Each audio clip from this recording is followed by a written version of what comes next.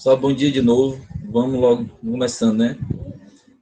Já quase todo mundo já entrou na aula mesmo, então quem for chegando, vai entrando aí. Alguém quer fazer alguma pergunta sobre aquela aula anterior, ou já me dizer onde foi que a gente terminou, como é que a gente deve começar, tem alguma dúvida ou algo a acrescentar? Pode falar. Bom que eu sei como terminou a parada. O senhor pode explicar novamente o que a filosofia contribuiu? A geografia? Teve aquela atividade que o senhor passou, eu meio que esqueci, sabe? Eu tô anotando tudo, tô tentando estudar para ver se eu coloco na cabeça. Tá, joia, faço sim, meu anjo. Eu quero avançar o conteúdo com vocês, mas eu já separei aqui aquele quiz, aqueles questionáriozinhos, né, que as meninas passaram para vocês. E comento, pode ser. Vou começar por aí, então. Vou abrir o questionáriozinho, viu? E aí a gente vai conversando. Eu vou comentar rapidinho, mas sinceramente, eu não queria demorar muito nisso aqui. Então, vocês aproveitem como der, viu? Primeira questão é a mais difícil, talvez. Escreva seu nome completo e turma. E sua turma. A segunda, qual é o objeto da geografia? Essa eu acho que vocês não tiveram problema, não corrigi ainda, né? Mas essa aqui, só teve uma pessoa que eu lembro, não sei se foi nessa turma, se foi na outra turma, que perguntou, uma pessoa perguntou para as meninas se estava certo, se era objeto ou era objetivo. As meninas responderam. Foi dessa turma mesmo. Foi, né? Negada, por favor. Talvez a pessoa não tenha assistido as primeiras aulas de geografia, onde eu expliquei o objeto, onde eu disse que o objeto era o que a disciplina estuda. Qual o objeto de estudo? Qual o objeto da geografia? Até eu falava, ciências humanas. E o que é que diferencia a geografia das outras ciências humanas? Porque todo mundo estuda a humanidade, logicamente. E por que a geografia é diferente? É porque a geografia estuda a humanidade a partir da apreensão, do estudo, do entendimento, da leitura do espaço. Portanto, o espaço é o objeto da geografia. Simples assim. Só tem uma linhazinha porque você bota o espaço. Pronto. Se botar o espaço geográfico, beleza. Se botar outras coisas, vai depender de vocês. Eu vou ver qual é, viu? Nessa aqui que tem o número 3, a 3, né? Como pode ser definido o espaço geográfico? Meus anjos, é aberto, você escreve como você quiser, como conseguir, como souber. Como quiser não quer dizer que vai escrever qualquer coisa, não, né? Você vai errado, beleza, está errado. Estou relativizando esse ponto, não. Mas com as suas palavras, você vai dizer que o espaço é condição e produto do trabalho. Em outras palavras, o espaço geográfico ele é o resultado da interação entre a sociedade e a natureza, pode ser. Pode ser o resultado do trabalho humano para as suas necessidades. Eu fiz um esquemazinho aqui nessa parte, vocês leiam aí como conseguirem. Aqui, ó, botei espaço, condição e produto da sociedade, eu acho que está assim, do trabalho. Condição e produto do trabalho. É o básico, galera. Se decorar a frase, vai pensar que aprendeu, mas não aprendeu. Tem que entender a parada. Então, para entender, são aquelas primeiras aulas lá. Toda vez que tiver oportunidade, eu relembro. Não se preocupe não, viu? Ou melhor, se preocupe.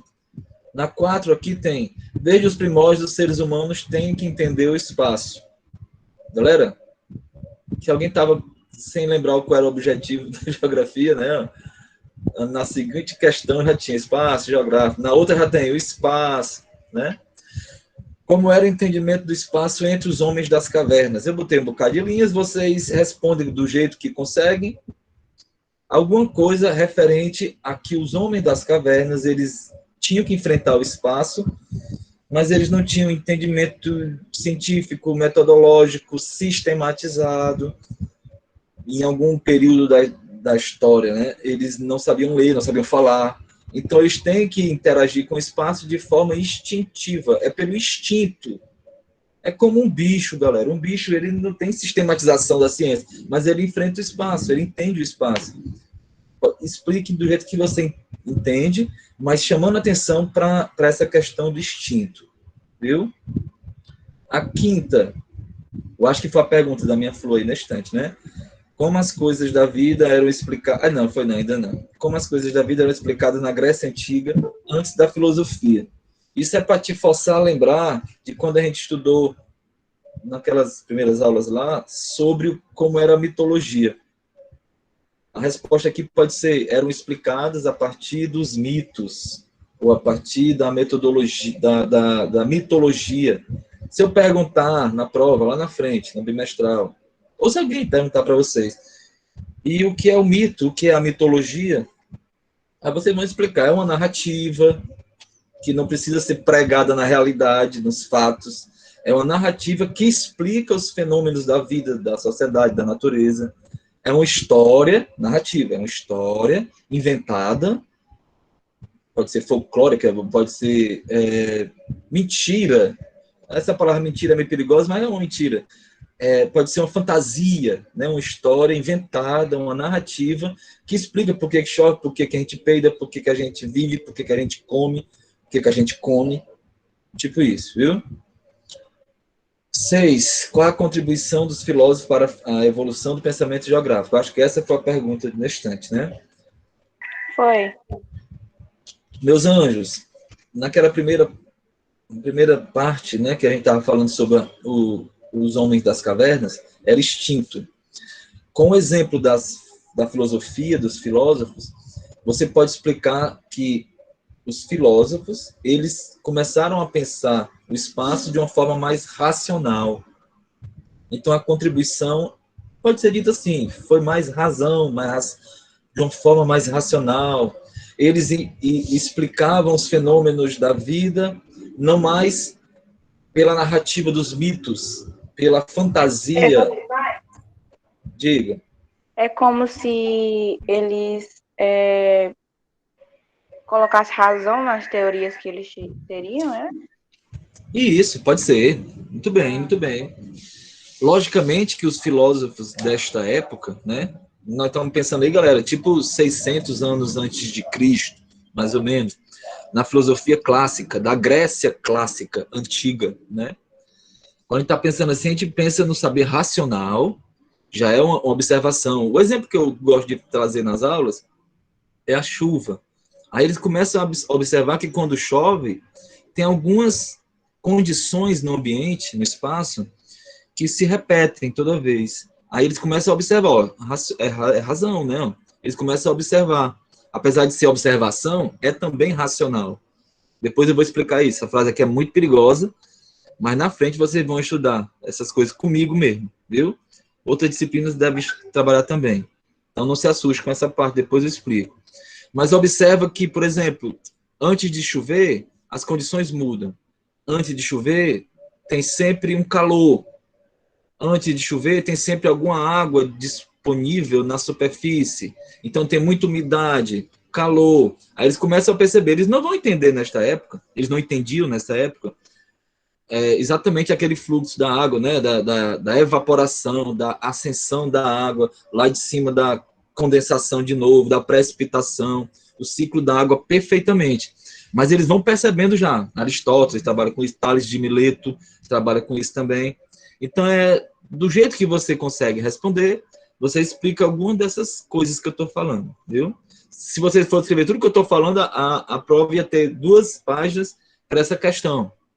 Geralmente é assim na universidade, né, Casinha? A Casinha aí está de prova. Uma questão aberta e a negada escreve numa resposta 2 páginas. Na geografia, geralmente as provas são assim. 1 página, meia página, depende da pergunta. Vamos terminando, ó. Na 7ª, como se explicaria a formação de um império e como isso contribuiria na evolução do pensamento geográfico. O exemplo do império é só para a gente discutir território. O império é uma espécie de junção de vários territórios, e o território é uma categoria de análise. Daqui a pouco eu vou tirar isso aqui, vou usar o caderninho e vou avançar um pouquinho nesse conteúdo. Galera, na formação de um império você tem que ir para a guerra. E a guerra ajuda a geografia a evoluir, porque a guerra nos obriga a entender o espaço. Pode ser qualquer dessas formas que eu estou falando. Você pensa nos exemplos que eu dei, que foi alguma coisa relacionada a um traficante, né, uma coisa assim. E aí você pensa nos pirangueiros, você pensa nas facções, você pensa em uma empresa que luta para o mercado, é uma guerra comercial. Vocês pensam que ninguém consegue ganhar um território, manter um território, sem entender o espaço. Aí você pensa no que é o território de novo, categoria de análise. É um espaço geográfico que ele é determinado por relações de poder. No exemplo da guerra, é bem fácil entender. Aí o exemplo foi transformado numa coisa que podia ser condizente, uma analogia ao Império Romano. Viu? Foi bem isso aqui. Na última, Não, na penúltima. Quais as categorias de análise da geografia? Galera, eu botei o esqueminha aqui, viu? Daqui a pouco eu volto para essa, bom que eu abro aqui a tela e o caderno ajuda. Na última, explica o conceito de território. Eu já expliquei agora, né? O espaço geográfico que é determinado por relações de poder. Pode ser só assim. Se achar outras palavras, melhor ainda. Eu vou tirar e já vou comentar ainda sobre a prova, né? Logicamente. Mas a gente vai seguindo um pouquinho a parada. Angélica chegando aí. Se demorei, meu anjo, desculpa, eu estava com o slide aberto, viu? Slide não, uma provinha. Para pegar aquela questão das categorias de análise e emendando a parada no que eu pensei para a aula hoje. Categorias de análise. Lá na prova, não, na verdade, antes eu estou chamando de prova, mas aquela atividade lá. Qual é a prova? É tipo prova mesmo. Aquela atividade lá. Lá nas aulas que eu trabalhei território com vocês, eu já disse, as categorias de análise, alguns autores, que eu concordo mais, eles dizem que são 4. Alguns autores dizem que são 5. Nos esquemas de YouTube, essa galera que dá aula na internet, aqueles sites velhos resumidos, eles botam geralmente 5. Mas eu argumentei por que eu acho que é 4. Porque espaço é objeto. Se eu digo assim, a minha categoria é o espaço, eu não defini o que é que ele é. O espaço pode ser uma sala de aula, pode ser uma igreja. O espaço pode ser um estado, pode ser um quarteirão, pode ser uma praça, pode ser o meu quarto. O espaço não diz nada. Então, que categoria é essa que não diz nada? Tá entendendo? Repito, não é errado dizer que são 5. Não é. Pelo que alguns entendem, alguns autores. Inclusive, as meninas disseram que na universidade estão trabalhando com 5. Né? Quando eu estudei, eu gostei mais dos autores que argumentavam como 4. Mas aí, galera, como eu disse, as ciências humanas não são ciências exatas, você tem que entender o problema. Então, para essa resposta, quem botou 5, beleza. Quando a pessoa perguntar quais são, ele vai ter que botar o espaço junto. Espaço, território, lugar, região e paisagem. Assim, né? Essa parte aqui, ó. Espaço, que é objeto de estudo, e as categorias, que na minha opinião são 4, mas que alguns autores trabalham como 5. Negada, não é difícil não, sinceramente. Difícil é entender cada uma, né? Tudo bom, Angélica? Tudo bem, querido? Bom dia. Meu computador resolveu dar o ar das graças. Bom dia a todos e a todas. Que bom, que bom. Meus anjos, agora vamos para paisagem. Paisagem, a segunda categoria. Antigamente eu fazia as aulas de categorias de análise, tudo de uma vez. Aula, diga. Professor, na última aula, o professor parou falando sobre dicotomia. Show, perfeito, Yasmin. Obrigado, viu? Então tá como eu pensei mesmo, né? A dicotomia. Na dicotomia, talvez eu tenha citado a paisagem, assim, mas não expliquei mais a fundo. Beleza, obrigado, meu anjo. Então nós estamos certos. Vai dar certinho como eu tinha planejado, né? Meus amores, antigamente, ou de vez em quando, eu faço um dia de aula, né? Um encontro, geralmente 2 aulas, para trabalhar as categorias de análise. Lá na frente, terceiro ano, eu recupero esse assunto, porque ele é sempre importante para todos os estudos da geografia. Se você estiver no segundo ano trabalhando capitalismo, economia, política, cultura, essas coisas, globalização, vocês vão ter também que definir uma categoria de análise se forem fazer determinado trabalho. Tipo isso. De vez em quando, eu tenho que recuperar isso. Às vezes, eu boto tudo junto numa aula, mas eu achei muito mais eficiente a gente trabalhar dentro do assunto, dentro do conteúdo. Por exemplo, a gente estava estudando lá o Império Romano, aí lá dentro eu arranjo um pretexto para a gente estudar território. E aí explica o território. Aí tem uma aula todinha para a gente trazer exemplo, fazer confusão, enxame, uma coisa. Hoje, depois de trabalhar a dicotomia, que eu disse que vocês devem desconsiderar, mas devem entender, porque tem gente que não desconsidera, geografia física, geografia humana. Aí eu disse assim, galera, revisão, viu, para quem perdeu a aula? A dicotomia, 2 lados da mesma coisa, no caso da geografia, geografia física, geografia humana, só que o geógrafo, o professor de geografia, o estudante de geografia, ou a pessoa que tem que entender o espaço, ele for achar que um assunto de geografia humana independe da geografia física, ele não vai entender o espaço, ele não vai ser um doidinho, abestado, que não vai entender a parada. O cara que vai estudar urbanização e não entende que o relevo é importante para a urbanização, ele não entende. Se ele vai estudar clima, e ele não entende que a sociedade interagindo com o clima, sofrendo pelo clima, ele não depende da sociedade, pelo menos para percepção, quando a gente trabalha, por exemplo, sensação térmica. Se isso aqui não for uma questão humana, eu não entendo. Ilhas de calor. Ilhas de calor, perfeito. Que aí se mistura na urbanização, na economia, em tudo, né? É tudo encangado, né, galera? É tudo encangado. A geografia é maravilhosa por causa disso. A geografia é trabalhosa por causa disso. A geografia é a melhor de todas por causa disso, porque ninguém consegue fazer a síntese como a gente faz. Modéstia à parte, chupa as outras aí, mas é verdade. Tem professor que fala que até a gente que não consegue fazer essa síntese, né, professor, é um geógrafo incompleto, né? Não consegue ser... Concordo. E, Angélica, infelizmente, até às vezes, a boa vontade do geógrafo, ele erra, porque ele vai se especializar naquele incentivo que vocês já sabem, vocês duas minhas amigas, mas os outros vão saber quando entrar na universidade, principalmente, né? Mas já vai dizendo logo aqui, a necessidade de já pensar uma pós-graduação, não sei o quê, o cara vai se especializando, já se vincula ao laboratório, aí de repente ele está estudando só uma vertente da geografia e ele vai cegando. E eu tenho amigos, professores, ou que trabalham mesmo como geógrafo, né? Como amigas que eu tenho que trabalham com cartografia, com, enfim, assessoramento remoto. Aí ela, minha amiga, por exemplo, ela diz assim, Antônio, me ajuda aqui que eu estou desligado, porque sabe como é, né? Eu trabalho com assessoramento remoto. Então, eu vacilo aqui nas coisas de urbanização, por exemplo. A vontade que eu tenho de assim, estudar Cunhã, entendeu nada, dá vontade, mas como é minha amiga, eu entendo. Enfim, os exemplos são para a gente prestar mais atenção, saber que vai sofrer. Não estou aqui para facilitar, né, como eu já disse uma vez. A gente vai sofrer, mas a gente vai tirar proveito disso, quando tiver que interagir com o diabo do espaço. Pois, meus amores, paisagem, a categoria de análise que a gente vai trabalhar hoje. Eu risquei o nome paisagem aqui embaixo, então eu vou riscar aqui como a gente pode definir paisagem. Vocês vão ver que é a categoria de análise mais fácil de entender. Eu acho. As meninas discordem se discordarem, viu?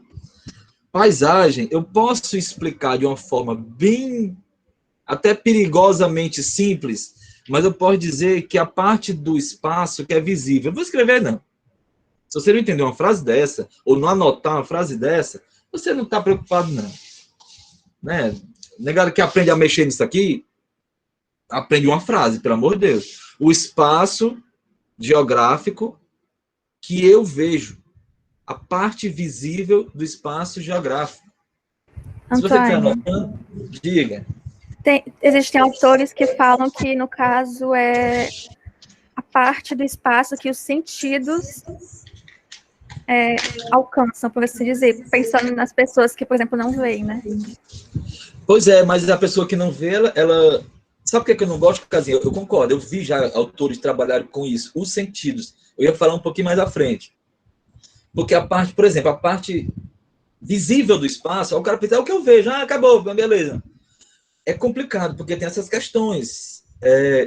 Na intenção de incluir, as pessoas começaram a usar assim, os sentidos. Eu não concordo. Eu não quero nem saber se é o Paulo Claval que fala isso, se é o Milton Santos que fala isso. Eu não concordo. Aí eu vou argumentar. Mas eles falam. Por que eu vou argumentar? Porque o lugar... Eu não queria passar para essa outra parte, mas vai valer a pena.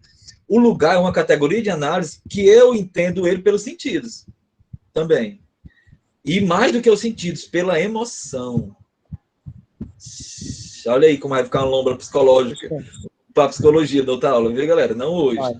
Aí, por isso que eu estou dizendo, né? E aí, a pessoa que não enxerga, como é que ela vê o espaço? Ela vai ter que ter uma representação do espaço que ela vai ver pelo tato, talvez. Tipo isso, né? Mas é uma representação da parte visível. Então, em primeira instância, é o visível.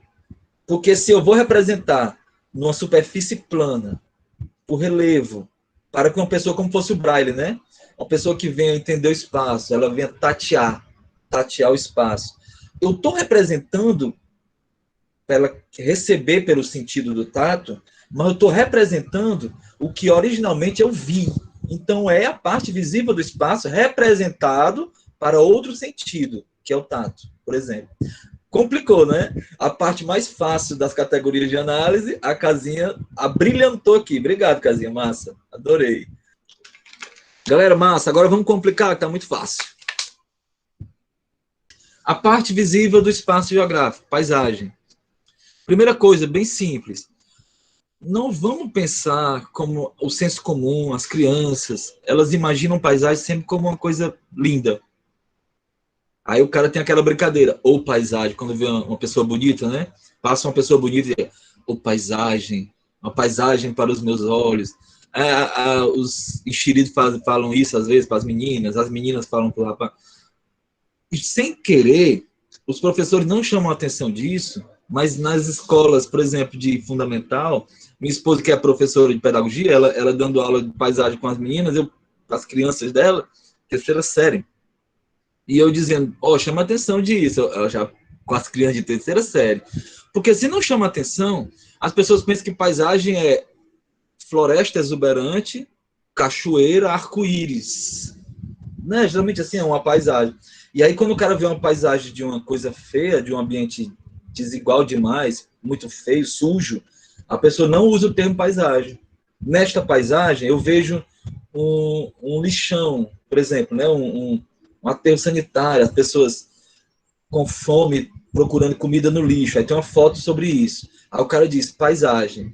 Repare essa paisagem. Aí alguém disse, chama isso de paisagem? Absurdo. Pode olhar. Eu dei o exemplo das crianças, mas isso acontece com os adultos. Professores, inclusive. Eles pensam que paisagem é sempre uma coisa linda de se ver. E, galera, a definição que eu pedi para vocês anotarem era a parte visível do espaço. A parte que eu vejo. Simples assim. Então, se eu olho para essa janela, se eu olho para a janela do colégio, se eu olho na janela do ônibus, o que eu vejo é a paisagem. É a paisagem. Se é feio, se é bonito, se tem dinamismo, se é estática, é outra coisa, mas é a paisagem. É o que a vista alcança. Beleza? Alguma questão aí? Não, professor, só lembrando, né, acho que os meninos no primeiro ano, talvez eles já tenham passado por por exemplo, alguma dinâmica, né, no fundamental da professora pedir para eles, não, descreva a sua paisagem, né, paisagem humana, paisagem natural, né, tem essa, acho que no início, né, tem essa dinâmica. É interessante a gente fazer essa relação, né, do que foi mudado, né, do que não foi, sempre tem. Perfeito. E eu vi uma ano aí, não lembro qual foi o ano, Angélica, uma questão, ou foi no ANEM ou foi na UES, falando de paisagem cultural, né? Aí, galera, vocês lembram, sexta série, a tiazinha ou o professorzinho, eles pegam a criança e no livro das terceira série tem também. Aí fotos, né, de cidades, de dinâmicas citadinas e tal, e fotos de florestas, coisas naturais. Aí fica assim, ó, espaço cultural ou espaço social, aquele que os seres humanos construíram. Espaço natural ou espaço físico, aquele que a natureza construiu. Aquele para os religiosos, aquele que Deus construiu. Tipo assim, né? Aí fica essa coisa, bem lembrado, Angélica. Tem uma pegadinha também, que os professores, infelizmente, não chamam atenção sempre. O próprio livro que eu estava vendo dessa escola particular, que a minha esposa trabalha, não contemplou isso. Eles não chamam a atenção dos alunos que nem tudo que é verde, nem tudo que é planta, é é natural, assim, no sentido de que não foi interferência do ser humano. Aí tem fotos que eu gosto de mostrar à galera, por exemplo, de uma floresta de araucárias. E aí eu boto uma floresta de eucalipto. E aí são árvores exuberantes, lindas, não sei o quê. A floresta de araucária foi a natureza, beleza. A floresta de eucalipto é um reflorestamento da Avon, né, com preocupação ambiental de reflorestar, mas com a preocupação muito mais evidente de ter madeira mais rápido possível. Ou de ter marketing positivo para a empresa que se preocupa com reflorestamento. Mas é uma ação humana, negada. Ou então, galera, simples, uma plantação de milho. Aí o cara pensa, milho foi Deus, né? Milho foi a natureza, é natural. Mas é uma plantação, negada, é interferência, é uma cultura. Milho, feijão, soja, é cultura. Então, cuidado nessa pegadinha. Mas, outro exemplo de uma coisa muito simples, que você pode perder uma questão de vestibular, de Enem. Né? Agora eu quero levar para a parte mais complicada um pouquinho. Que é, lembrando pela 4ª vez, categoria de análise, paisagem, eu posso definir como a parte visível do espaço. Aí o cara simplifica tudo isso e se lasca. Porque pode ter outra pegadinha. E a pegadinha agora aqui é mais lombrática. Se eu disser para vocês que a paisagem, ela é a parte, 5ª vez, ela é a parte visível do espaço. Porém, nesta parte visível, se materializa coisas invisíveis. Ixi, Maria, agora lombratizou, do jeito que eu gosto. Eu gosto de lombras nos argumentos, né? Então, não vale para a Casinha, não vale para a Angélica, é um desafio. Não vou entregar, sem spoiler. Nada a ver spoiler aqui, mas beleza. Meus anjos do secretariado 1, que estão tudo dormente, eu vou acreditar que não estão com raiva de mim e que estão só com remela nos olhos, não querem abrir as câmeras, ou que estão só, enfim, sonolentos ainda. Pois vamos lá. Alguém gostaria de explicar? Não está valendo para a Casinha e para a Angélica, porque aí é covardia. Pode Alguém está repetir? valendo? 1 ponto na média. Pode repetir? Leonara. Diga de novo, Leonara. Pode repetir? Posso sim. Eu falei, 6ª vez, a paisagem, não essa parte, a pergunta não é isso, viu? A paisagem é a parte visível do espaço. Beleza. Só que eu vou acrescentar, porém, nesta parte visível se materializa coisas invisíveis. Aí a pergunta é, que bruxaria é essa? Que enxame é esse? Como assim? Como é que tem coisa na paisagem que eu estou dizendo que são invisíveis? Professor, Diga. é porque numa paisagem, digamos que vai ter o ar, que ele não é visível para as pessoas. Vai ter micro-organismo, alguma coisa do tipo. Coisas que a gente não vê. Eu Assim, gostei já, mas eu vou insultar com você. Mas como isso, os micro-organismos, por exemplo, materializam coisas no espaço? Dá uma Professor, dica. Professor, será que não é por causa do clima? Porque se a gente sentir a temperatura aqui da cidade e a gente for para um lugar tipo de floresta, essas coisas, o clima é diferente. É mais fresco, entendeu? Sim, mas eu estou perguntando como é que materializa as partes visíveis. Tipo assim, o exemplo do ar, ele é o mais recorrente, é o que as pessoas falam mesmo. Mas, sabe, eu sei que está ali, né? Eu sei que está ali. Tem até uma metáfora que as pessoas religiosas usam, eu acho bacana. Que eles dizem assim, para o cético, né? A pessoa que não acredita em Deus. A pessoa que não acredita diz assim, eu não vejo, eu só vejo, eu só acredito no que eu vejo. Aí a pessoa, para derrubar esse argumento, diz assim, você acredita no ar? Aí o cara fica todo sem graça. Porque o ar eu não vejo, mas eu sinto. Aí as pessoas religiosas dizem isso, pois eu sinto Deus e tal. Então eu sei que ele existe sem precisar ver. Sou nem São Tomé, agora de onde chame lá, né? Pronto, o exemplo do ar é massa, mas eu quero saber como é que se materializa. A pergunta na prova pode ser assim, o exemplo, e não simplesmente assim, indicando. Já gostei dos argumentos, viu? Gostei. Dá uma dica, professor. Pronto, eu vou explicar. Pronto, deixa eu olhar aqui a hora. Falta 10 minutos, dá certinho. Meus amores, eu vou agravar um pouquinho o problema. Aí depois eu argumento pelo que a Leonara falou, Yasmin, beleza? E dá certinho. Vocês estão no caminho mesmo. Tá massa, gostei. Mas vamos lá. Se eu dissesse para vocês que na paisagem que eu peço para vocês olharem na janela da escola, por exemplo, vamos lá, aquelas turmas que estão do lado daquela rua lateral lá, que dá para ver a rua, né, pela janela. Qualquer lado. Aí você olha para a janela, qual é a paisagem que vocês estão vendo? A pessoa começa a registrar as coisas, né? Vejo muros, vejo plantas, pessoas passando, asfalto, telhas, essas coisas. Se eu disser assim, você consegue ver o medo? O medo. Aí a pessoa vai ficar assim, ó, doido. O medo é um sentimento, é uma sensação. Nem sei de diabo é o medo. O medo a gente sente. A gente não vê. Não pega assim o medo, tá no meio, de um pedaço para um, para outro. Não é uma coisa mensurável desse jeito, né? Não é tangenciável assim, com a mão. Aí o cara fica pensando, ó, o doido, o medo. E aí você talvez já tenha matado aqui a minha provocação. Eu digo depois, materializando o medo, né? O Pedro botou ali. Como o medo está na paisagem? Aí eu digo para a galera, olhe de novo. Vocês estão vendo o muro? Né? Alguém falou no muro? Sim, estamos vendo o muro. Vocês estão vendo a cerca elétrica? Sim. Vocês estão vendo aqueles grampos que tem em cima do muro para pegar ladrão? Pega ladrão, que chama, né? Aqueles grampos velho. Às vezes é cor de vidro que a galera bota lá. Vocês estão vendo que passa... Quase nunca dá certo. Não adianta, né? Passa um vigia velho apitando de madrugada, né? Passou na hora que quem tá olhando, ele passou. Aí tem uma casa lá que tem 3 cachorros na frente da casa. E a desculpa disso, às vezes, desculpa, né? Às vezes é um motivo que a pessoa gosta de bicho mesmo. Mas às vezes é para proteger a casa, porque ele faz zoada, ele afugenta os bandidos. Ou seja, a paisagem materializou, inclusive deixando visível o medo. Porque na paisagem, o muro é para defender o patrimônio, a família, a saúde, a vida das pessoas.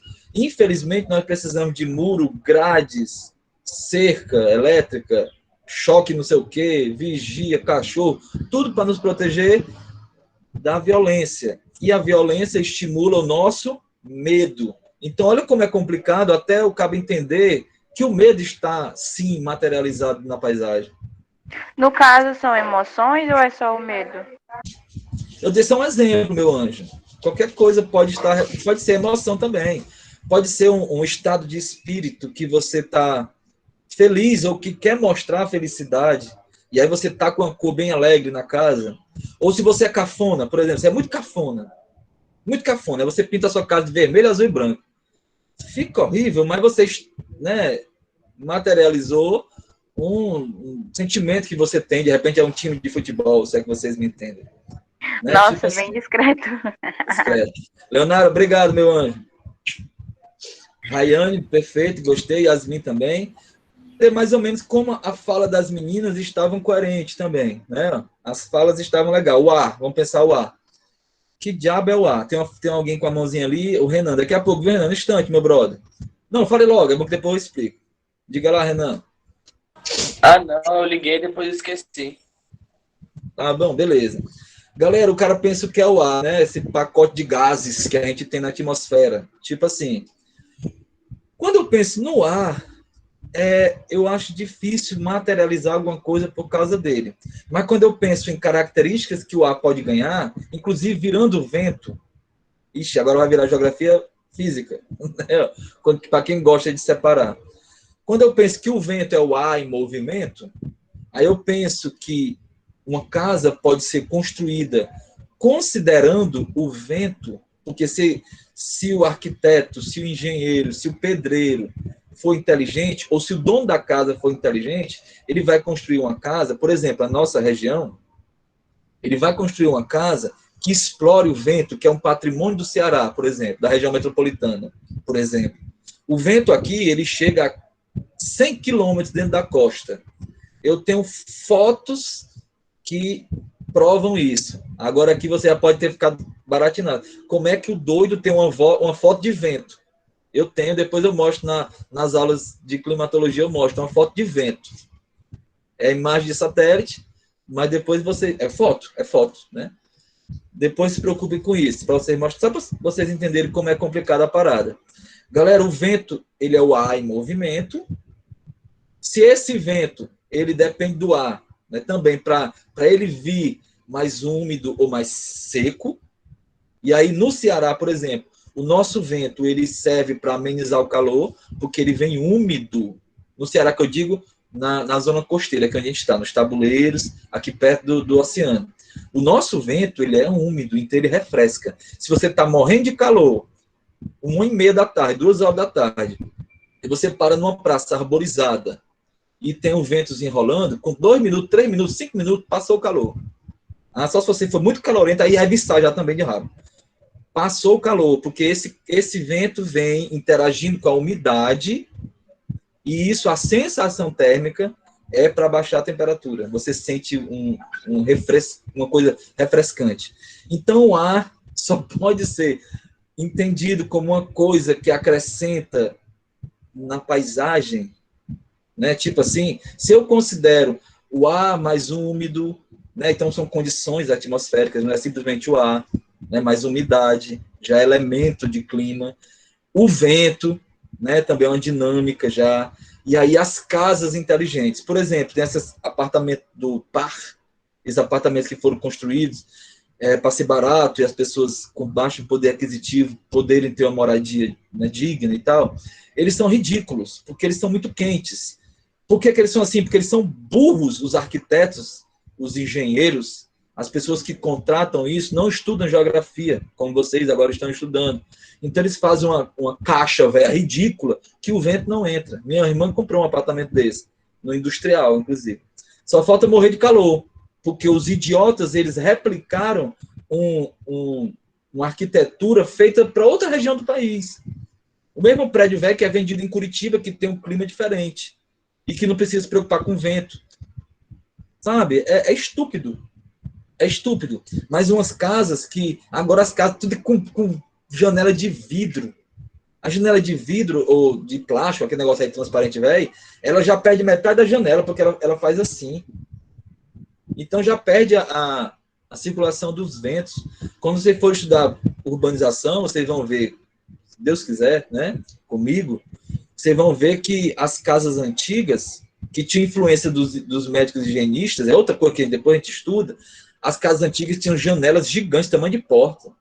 Quando a gente fizer uma aula de campo, eu levar vocês para Iracema, para o centro de Fortaleza, para Parangaba, para o centro histórico do Maracanaú, cidade que eu tô com abuso terrível, né? Mas enfim, vocês vão ver as casas mais antigas, aquelas casas com janelas que é maior que porta, inclusive para entrar vento, para a saúde das pessoas. E isso tem a ver com o ar.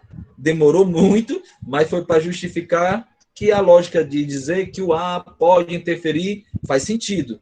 Para a tristeza dos preguiçosos, se tiver uma questão na prova, eu posso perguntar por quê.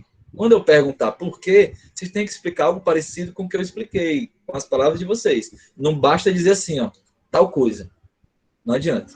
Se eu perguntar, se eu disser assim, ó, dê um exemplo de uma coisa, aí você pode dizer o ar, você pode dizer o clima, né? Mas tem que explicar. Na outra fala, que foi Yasmin, ela falou do clima, tal, que muda, deu exemplo de uma cidade mais quente, uma área mais florestada, mais fria. Perfeito, né? Isso, quando a Angélica falou ilhas de calor, ela está já se referindo a algo assim.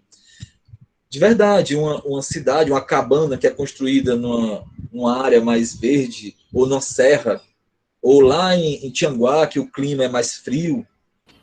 Até o cheiro, né, professor, também na cidade, né, quando a gente fala de poluição e tal, o cheiro se materializa, né, nesse sentido do ar e tal, e da relação com o espaço também. Em áreas mais poluídas, né, o cheiro vai ser diferente de áreas litorâneas ou de áreas mais próximas às serras, enfim, né. Sim, aí a galera já encheu os olhos d'água porque lembrou do acaracuzinho. Hoje o acaracuzinho tá fofo, né, tá massa, né, o nome maravilhoso que tem. Mas antigamente que a Cinzal, que era uma empresa que queimava osso, agora tem outro nome lá, não sei qual é, ainda fede, né? Essa empresa ainda fede, mas antigamente era muito pior. E as pessoas podiam construir uma casa para se defender da caatinga também, pode ser, é o mau cheiro, né? A caatinga. Verdade, de repente o cara bota essas janelas de vidro que eu tô falando, justamente para poder fechar o dia todinho. Quando você Então, tá no metrô, se você estiver cochilando, você vai saber que tá naquela área, entendeu? Então, às vezes antigamente era muito pior, mas ainda fede muito, né, galera? Em defesa dos meus amigos do Acaracuzinho, eu digo que tá muito menos e que a própria disposição dos ventos, né, para falar de ar de novo, ajuda, porque essa caatinga se dissipa, não é o dia todo, é de vez em quando. E quando a galera mora lá no meio do conjunto, às vezes nem sente e tal. Para arengar com a Caracuzinho, eu moro de onde eu moro é sotavento com a Caracuzinho, ou seja, o que acontece lá, muito difícil chega aqui a caatinga, mas em tempos de pouco vento, que está mais, sabe, parado, mais úmido, geralmente no final da noite, a caatinga de lá chega no Mudubi. O que é que você já está falando do meu acaracuzinho, professor? Acará o quê? O que é que você já está falando do meu acaracuzinho, professor? É porque eu admiro demais a Caracuzinho. A Caracuzinho, ó. Olha aí, Casinha, como eu sou bonzinho. A Caracuzinho só mexe com a gente. A Caracuzinho Professor, não faz a Caracuzinho não, viu? Eu tô elogiando. Respeita a Caracucity. Vamos falar. Ai, Conclusão. você apareceu. Oi, meu anjo. Vou terminar a aula com os meninos aqui do primeiro ano. O segundo já vai ficando, né? Obrigado, negada.